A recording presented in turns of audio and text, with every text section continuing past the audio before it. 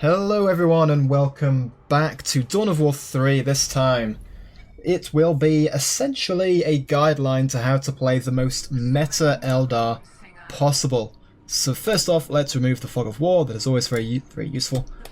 And yeah, the first thing you do, make a whole bunch of Bone Singers, send them to cap your points using the warp ability to do it faster than most other races can.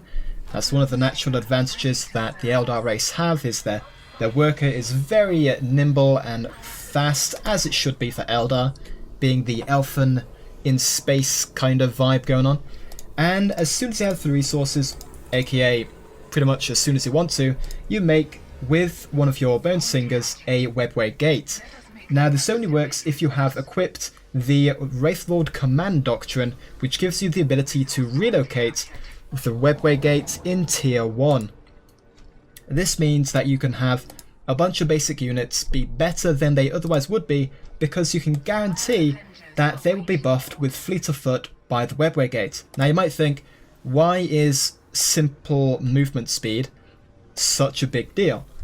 Well, it's because movement speed allows you to ensure that squads A survive in order to be reinforced and therefore can continually do damage without dying, and B, it means your squads can get into positions to make their skill shots and other things even better than they already are. So the Dire Avengers are a prime example and are the workhorse of this meta Eldar build, because with the Fleet of Foot buff, which as you can see these Dire Avengers on my side do have now, with that buff it's so much easier to land plasma grenades and dodge them, as I probably should have dodged there, using them, and this makes them such a good kind of early game unit to just spam out. And the same way that at the very start of the match you send out a whole bunch of Bone Singers to cap all of your points and, you know, get your economy rolling as soon as possible, making after that a whole bunch of Dire Avengers from your Webway assembly is essentially making the most of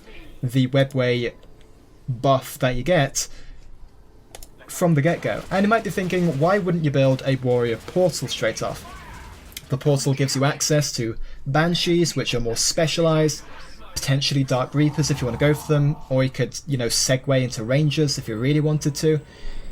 Well, the problem with that is that it costs so much sort of time to build that against anyone using this kind of a build, you would be behind in terms of army size. So if we take a look at the armies, it's very similar, except for he is lacking one Dire Avenger squad on me, and I'm already producing a fourth Dire Avenger squad, and he is still on 2. What does this mean? Well, it means I have literally twice the firepower that he does. And as you can see, the reason for that is he has built a warrior portal. So this cost him 2 units in terms of resources and time. This whole time he could have built a Dire Avenger squad and then a second one. Why? Because I did, and that makes it perfectly possible. That's simple mathematics. So here you see the advantages of building units over buildings, particularly early on. Whilst buildings do diversify the number of units you have available in your roster to build, and therefore you have different playstyles to pursue and potentially counter your opponent with units you can actually win fights, and from there take map control, take resources, and essentially just snowball the game from that position. So here you can see that's exactly what's happening.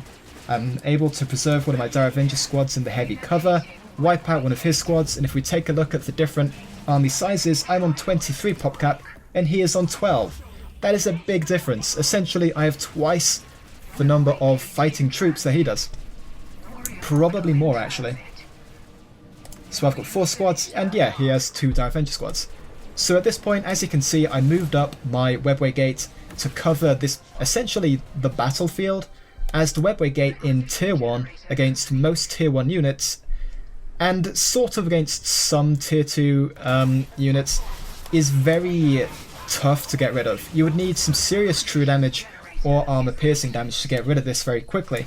And if you're on the ball, with the Wraithlord's command doctrine, you can probably get it out of the range of most damage by relocating fairly quickly. Definitely in Tier 1 and probably in Tier 2 as well if you're quick enough. So after that good fight I was able to send some units to harass his resources, And as you can see, me winning this fight means that he is unable to harass me in return because he needs to protect his own side of the map. And this is essentially the snowballing process just encapsulated. He's forced to play defensively, which means I have the initiative, I can do whatever I want, and yeah, it only gets better from here really. So once again, if we just compare kind of army sizes, I have 21 PopCap and he has 14. He still hasn't recovered from his initial losses, which is pretty insane when you think about it. As I would say around a minute has gone past in terms of time since that big fight previously. And here you can see the second reason for it being, you know, so bad for him. He keeps rebuilding this warrior portal. Maybe this is the first one. Given that it's taken damage, this could just be a relocated first warrior portal. But even so, this cost him so much time and momentum in the early game that he basically could not win any early fights at all. And that leads to just a much weaker mid-game, because at this point, I've made my own warrior portal after securing a map presence, and I'm starting to diversify my army roster. With Howling Banshees, I can very easily close the gap and disrupt all of his ranged squads, and this means that his ranged squads won't be shooting, my ranged squads will be, and I'll be matched, you know, elite for elite with him. We both have our striking scorpions. His are quite damaged, but, you know, if we're talking about this roughly, we're still sort of on par in that respect, but what we're not on par with is sheer army size. As you can see, he's on 19 PopCap and I'm on 41. With all the resources that I've secured at this point in time, and with all the resources I've spent on upgrading my resources here, with advanced generators and things, I am able to just snowball out of control to a vast degree. And this entire game, he has been unable to properly harass this forward base of mine, simply because I've been beating him in fights and counter-harassing his forward base here. So if we speed this up a bit, we'll be able to see sort of how the game goes on from here. Quite clearly, I have won the early game. You know, that's irrefutable.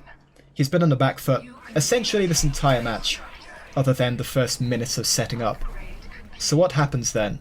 Well, I continue to make units, making a Dark Reaper squad, probably going to start taking up. Here you can see a Soul Shrine, getting, yeah, just tier 1 upgrades basically. Pretty standard stuff. And with my bigger army, which is still the case, 49 to 19, you know, a huge population size difference, I am able to pressure him out of the positions that he wants to defend. Here you can see, just a bigger army means you can win more fights and pressure your opponent just so much more.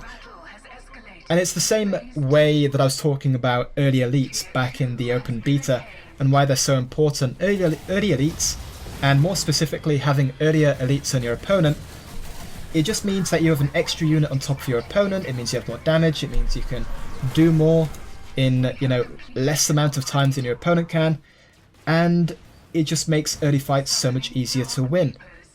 In the same way, having more units than your opponents by taking such an aggressive lead early on just gives you the advantage.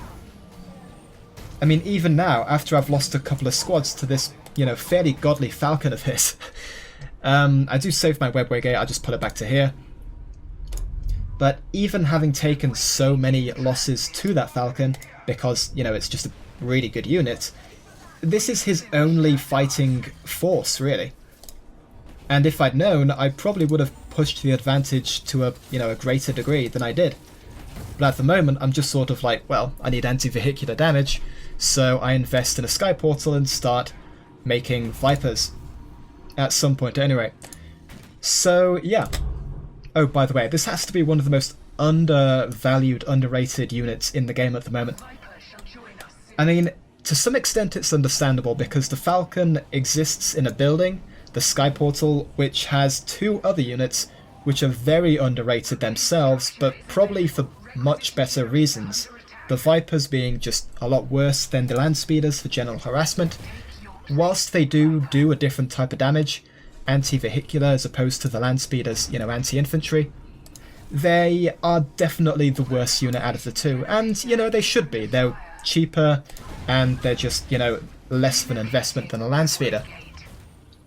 but that doesn't change the fact that the Viper is much more niche than the Landspeeder, and also can't be upgraded with, you know, other options. Like, if the Viper could be upgraded with, in the same way that a Landspeeder can be upgraded with a multi-melter, the Viper could be upgraded with a shuriken cannon or something, that would be awesome. But it can't, and that makes it so much worse. In the same way, the Fire Prism, the super expensive 375 power, can you believe, and 100 rec tier 3 tank for Eldar, is pretty bad when you consider just how expensive it is as a unit. And yeah, the Viper and the Fire Prism together make the prospect of investing in a Sky Portal that much less attractive, therefore less people do it, therefore less people get to play and experience the true power of the Falcon. Hopefully the Viper gets a slight buff and the Fire Prism gets a fairly meaty buff in future, maybe in the balance patch coming within a month's time, I believe Relic did say. But yeah, that is probably the main reason why the Falcon doesn't get the glory it probably deserves. So back into the game, what is happening? Well, I'm pushing on the left-hand side because I know my opponent's forces are focused around here, so this makes it perfectly safe to kind of harass this shield generator, and you know, if I take it out, I get more resources, further my lead, and get increased map presence, so it's all good for me. And in that same vein, I send some Dark Reapers over here, but sadly they get ambushed by some striking Scorpions. To be expected, that's just what Scorpions do, I suppose. But yeah, I do get my own Scorpions, so they get to do some work here. I send them in to counter-attack the Scorpions from my opponent, which is pretty sick. And yeah, I actually somehow win this fight. Although, as you can see, he has brought his Falcon round, and you can see the damage it does. It's definitely not inconsiderable. Against unshielded Dire Avengers, as you saw there, it wipes them out in 2 shots. You know, absolutely maximum, so that's pretty insane when you think about it.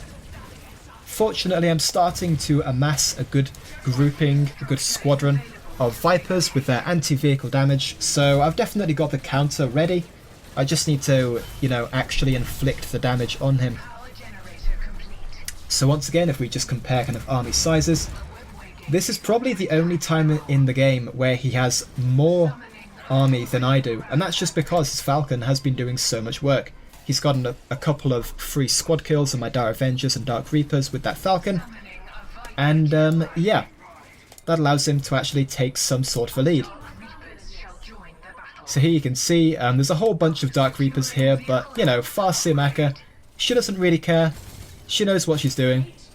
Not the best bit of micro here, I've got to be honest, but you know, it's fine. The rest of the game was pretty solid, so I'm kind of happy with this, with how this went. So what's happening? I send my Viper Squadron to harass what little resources he has left on the map. And here you can see, finally I realise what's happening. I triggered this spear explosion, and I'm pretty sure I wiped that Dark Reaper squad. Maybe not. Huh, it actually survives. Surprising. Well, regardless, I'm able to take out essentially his last full generator farm on the map, which means that I essentially have infinite resources over him in terms of just relative to him. And this means that I can just play the long game. I can back up, build units, tech into upgrades. So what upgrades did I have? I'm pretty sure I had... yeah, so I had tier 2 upgrades on my infantry, which is pretty solid, considering how much of this army is still infantry, despite all the Vipers, you know, chilling around.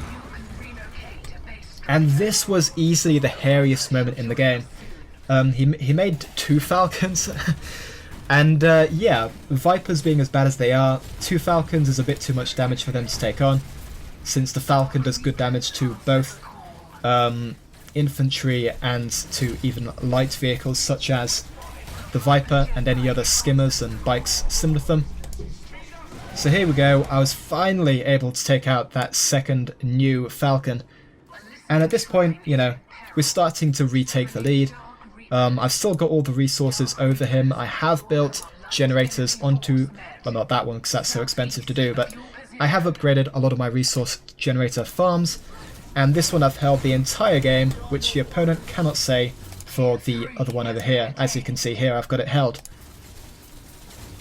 So here I'm just kind of going on the offensive, with my Dark Reapers just pew-pewing on the backlines, I can just do a lot of damage and basically just play very efficiently. And he actually whiffs his spear explosion from Maka there quite badly. If he'd hit it within the middle of these 3 squads to the north, that might have been actually scary, but the fact is he didn't, so yeah, not too much to worry about.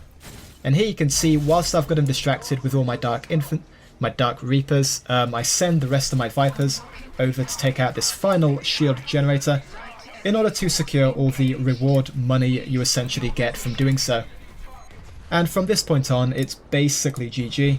Despite our armies being very similar, I have a big lead in terms of elite points, which is pretty nice. As you can see, I've got 6, he's got 4. And yeah, he GG's out. He maybe could have kept fighting, but given that I did have control over the entire map, I felt pretty safe to just chillax here. So yeah, that game was basically the most meta Eldar build that I could think of. Maybe there's some alternative builds out there, but yeah, get a fast Webway Gate, transition into lots of I'm calling them Dark Reapers. Transition into lots of Dire Avengers, and eventually, once it's safe to do so, make a Warrior Portal, and from there get some upgrades, tech up into either Wraithguard or a Falcon, or whatever you really want. This game I had to go into Vipers to counter his Falcons, but yeah, it was a really fun game. And if you want to play Eldar at the peak of their current meta status, that's probably a decent way to go about it. So as always guys, thank you for watching, and yeah, I'll see you in the next one. More Dawn of War 3 coverage coming up soon.